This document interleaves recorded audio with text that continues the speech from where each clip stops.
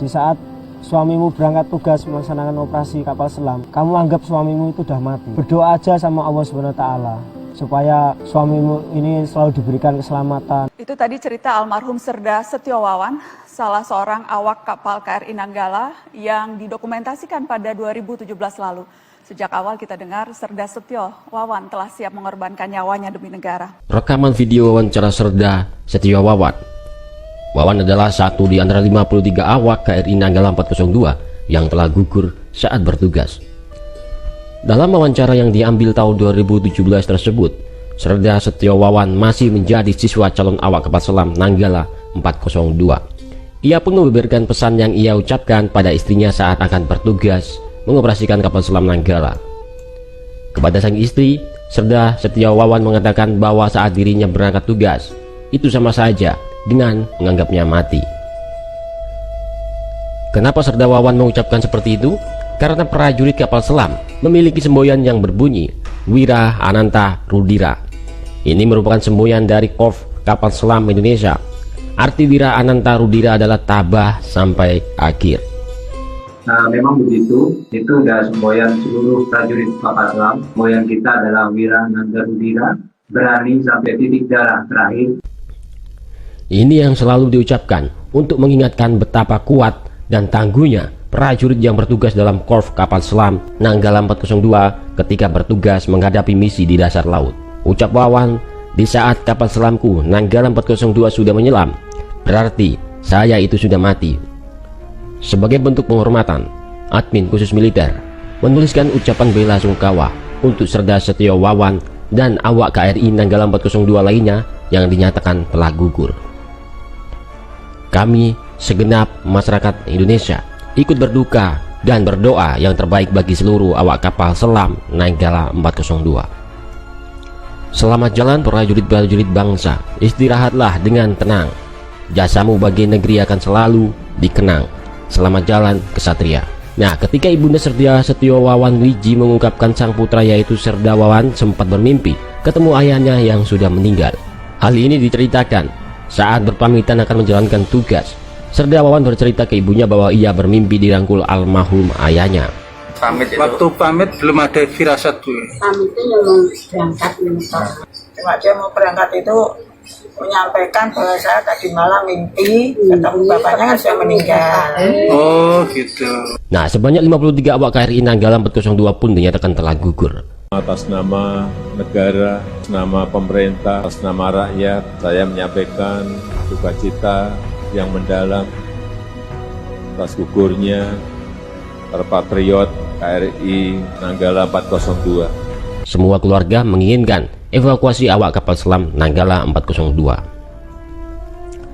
Dan kabar terbaru dari TNI Angkatan Laut tengah berupaya mengangkat badan KRI Nanggala 402. TNI Angkatan Laut akan bekerja sama dengan Satuan Kerja Khusus Pelaksana Kegiatan Usaha Hulu Minyak dan Gas Bumi yang disingkat SKK Migas.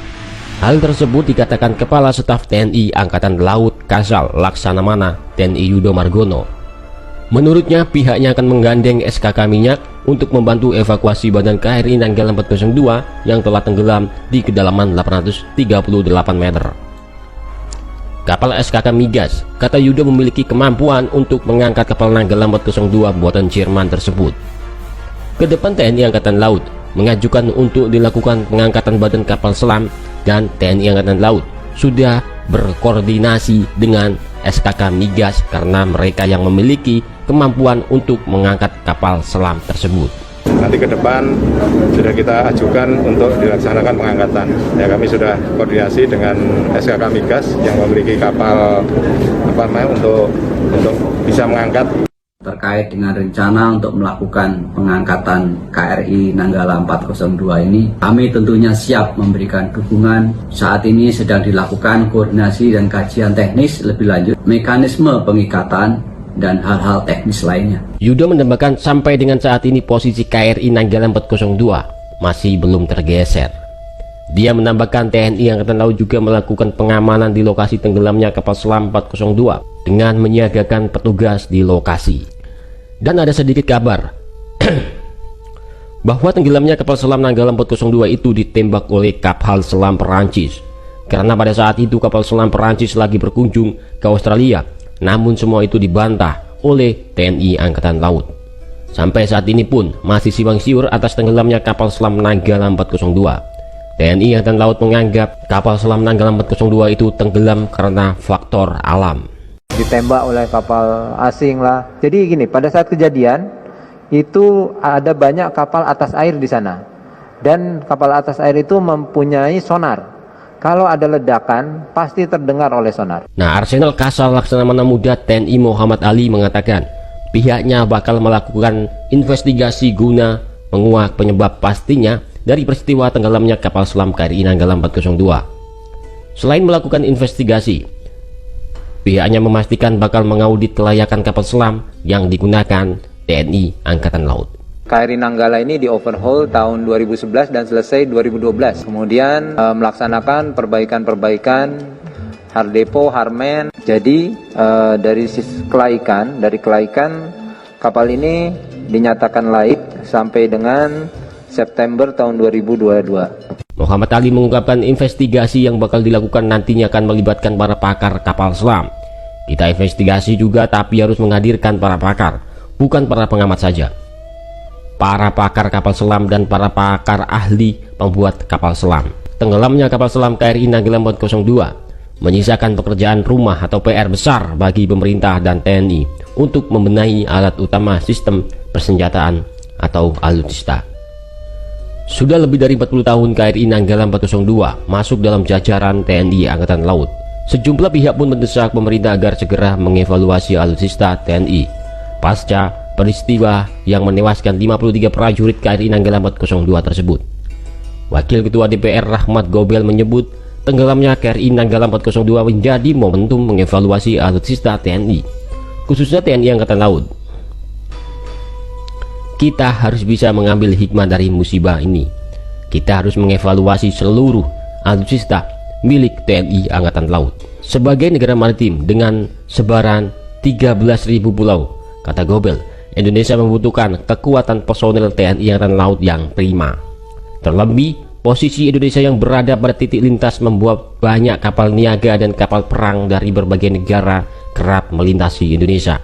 Bahkan sejumlah titik dikategorikan sebagai hotspot karena berdekatan dengan wilayah sengketa maupun wilayah perompak dan kejahatan lainnya. Karena itu, Indonesia butuh armada laut yang prima dalam berbagai jenisnya. Sebelum KRI Nanggala 402 tenggelam, TNI Angkatan Laut mempunyai 5 koleksi kapal selam. Kelimanya adalah KRI Cakra 401, KRI Nanggala 402, KRI Nagapasa 403, KRI Ardadeli 404, dan KRI Alugroho 405. Selain KRI Nanggala 402, KRI Cakra 401 tergolong kapal selam yang sudah berumur. Keduanya sama-sama produksi Jerman pada tahun 1977. Dengan tenggelamnya KRI Nanggala 402, otomatis koleksi kapal selam TNI Angkatan Laut kini tinggal 4 unit.